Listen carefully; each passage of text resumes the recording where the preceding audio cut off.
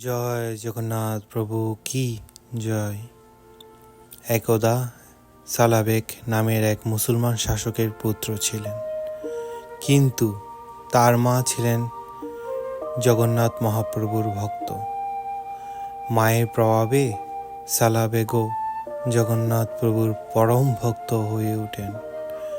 রথযাত্রার সময় তিনি গুরুতর অসুস্থ হয়ে পড়েন এবং ভাবেন এবার আর প্রভুর দর্শন পাওয়া হয়তো হবে না। তখন শয্যাশায়ী অবস্থার তিনি কান্নাভরা প্রার্থনায় জগন্নাথ প্রভুকে ডাকতে লাগলেন এবং ভজন রচনা করেন।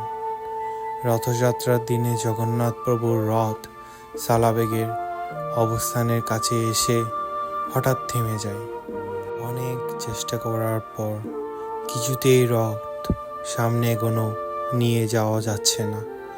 পরে সবাই বুঝতে পারেন ভক্ত সালাবেগের জন্যই হয়তো এই ঘটনা ঘটেছে। সালাবেগকে এনে জগন্নাথ প্রভুর দর্শন করানো হলো। এরপর আবার খুব আকস্মিকভাবে রথ আবার চলতে শুরু করলো। এই ঘটনাই প্রমাণ করে যে জগন্নাথ প্রভুর কাছে ভক্তির মূল্যই সর্বশ্রেষ্ঠ, কোনো জাত বা ধর্ম নয়। জয় জগন্নাথ প্রভু কি জয়। জয় জগন্নাথ প্রভু কি জয়। জয় জগন্নাথ প্রভু কি জয়।